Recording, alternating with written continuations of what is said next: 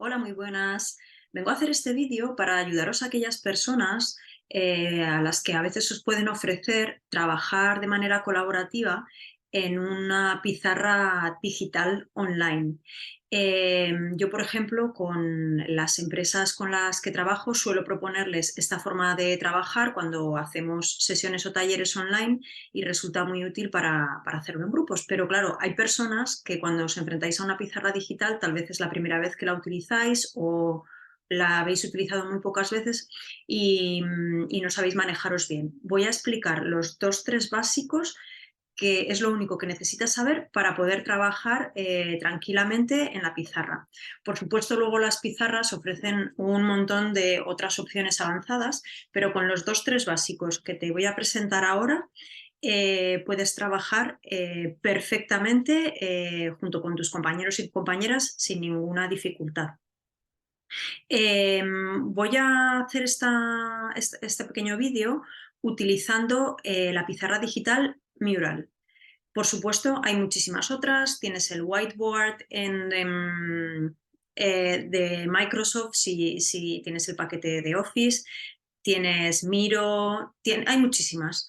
Pero bueno, yo suelo trabajar con esta de Mural, son todas muy parecidas, con lo cual lo que te voy a contar aquí aplica perfectamente a las demás porque son los básicos y estas las comparten todas. Después tienen otras opciones que a lo mejor pueden ser más variables.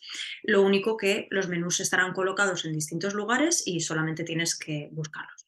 Voy a compartir mi pantalla para poder explicar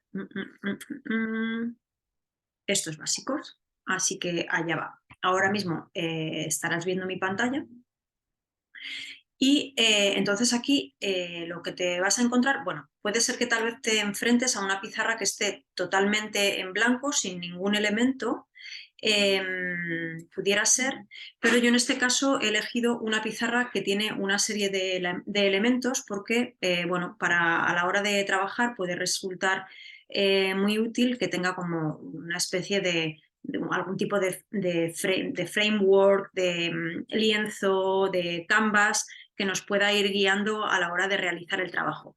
Pero pudiera ser que la pizarra estuviese totalmente en blanco para realizar pues, probablemente un trabajo de comenzar con un brainstorming puro y duro. Bueno, entonces, por ejemplo, la pizarra que yo he traído aquí, la voy a hacer así, voy a hacer pequeñito el framework para que lo podáis ver. Contiene como una serie de, ¿veis? Como una especie de espacios divididos entre sí, que podríamos llamarles columnas, por ejemplo. Yo lo he hecho así, separándolo con estas líneas que estoy marcando con mi puntero. Y cada uno de los bloques o columnas los he dedicado a cosas diferentes. Si me acerco, puedo ver a qué he dedicado cada uno de esos bloques. Aquí, por ejemplo, he definido el contexto o retos a los que te enfrentas para hacer un brainstorming sobre esto. Después, las metas o objetivos que quieres alcanzar o los observables, las cosas que te gustaría conseguir si superamos esos retos. Un brainstorming sobre cómo puedes alcanzar dichos objetivos y después aquí pues una matriz de priorización en base a unos criterios, importancia y factibilidad, pero podrían ser otros y bueno, después hay otra serie de elementos que ahora mismo no importan de cara a ver cómo utilizar Mural. Vale, lo primero que habrás observado es que yo me voy moviendo por esta pizarra y haciendo zoom en ella. Esto es muy sencillo.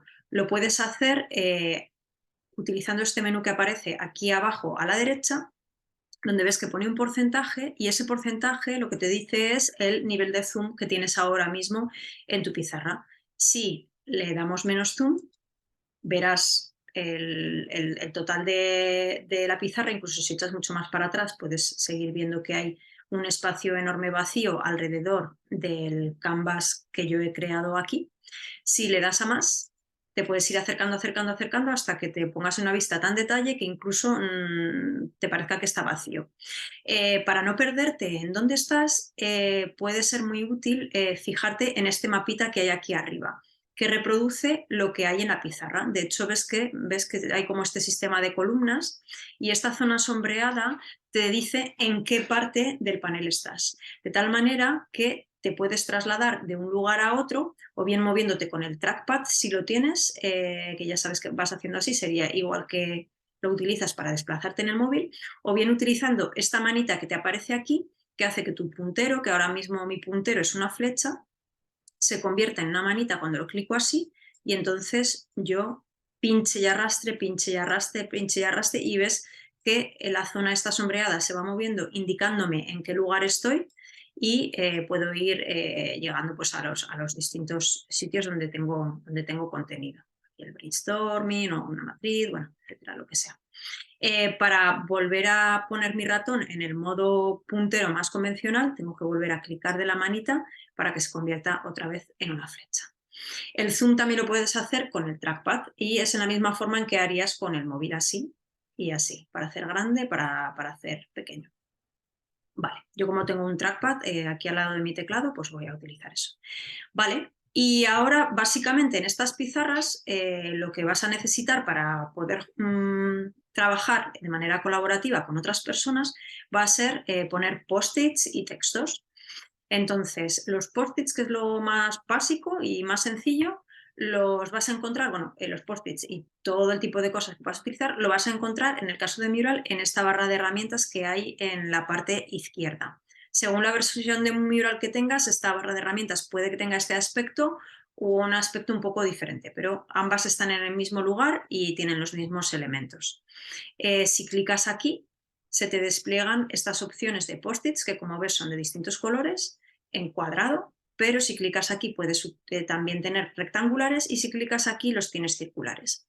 Entonces, para llevar un post-it a nuestro Mural, lo único que tendrás que hacer será pinchar, arrastrar y soltar aquí. E inmediatamente lo que hace es ofrecerte el poder escribir sobre el post-it. Así que, bueno, voy a poner un hola. Cuando clicas fuera, dejas de editar el texto en el post-it y ya se queda el texto fijado.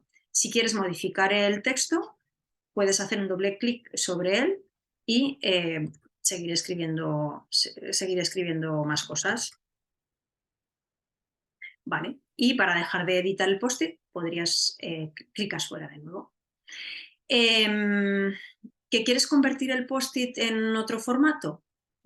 Clicas con el botón secundario, perdón, clicas con el botón primario y te ofrece aquí de repente un menú. Y con eso lo que puedes hacer es cambiarle el color, por ejemplo, voy a ponerlo de color rosa, ¿ves?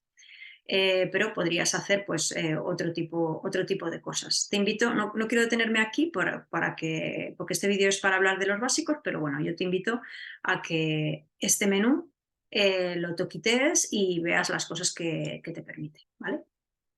Muy bien. A partir de ahora, cuando ya has utilizado por primera vez un post-it, para seguir utilizando post-it solo tienes que hacer doble clic sobre la pizarra. Voy a hacer doble clic y aparece un post-it idéntico al último que hayas generado, ¿vale? Y así lo puedes hacer tantas veces como quieras, ¿ves? Doble clic y van apareciendo post-its que siempre serán iguales al último que hayas utilizado. Si en algún momento me confundo y quiero borrar un post-it, lo selecciono y le doy a suprimir en el teclado. ¿Que quiero borrar varios post-its a la vez? Puedo pinchar y arrastrar haciendo una selección de varios post-its y de nuevo suprimir y ya está. Otras cosas que puedes utilizar es la herramienta texto, está aquí, y con esto puedes escribir textos. Por ejemplo, voy a coger aquí un título y esto es un título, por ejemplo. ¿Vale? Y entonces de pronto tienes aquí textos. En la medida en la que puedas, te recomiendo que utilices solo post-its y los textos solo para cosas muy específicas. Pero normalmente para trabajo colaborativo lo mejor los post-its. Otra cosa que es muy interesante para utilizar, ¿no? Cuando trabajas de manera colaborativa son las flechas que te permiten interconectar distintos elementos en tu mural.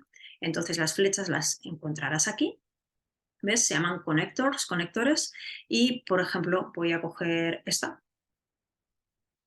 Cojo un extremo de ella y tengo que colocarla en los circulitos estos que se me crean alrededor de un post-it. Y luego cojo el otro extremo y lo mismo. Busco colocarla en los circulitos que se crean alrededor de otro de los post-its. ¿Por qué? Porque si lo hago de esta manera, cuando yo mueva estos post-its, la interconexión que se ha creado entre ambos nunca desaparecerá. Sin embargo, si yo no busco hacer eso y, por ejemplo, ¿ves? No busco esa interconexión y coloco la flecha en cualquier otro lugar, yo ahora moveré estos post-its y la flecha no les seguirá, ¿vale? Entonces, es importante que hagas la interconexión con el post-it. Uy, a ver si puedo ahora. Ahí. Y ves, ahora sí que sí.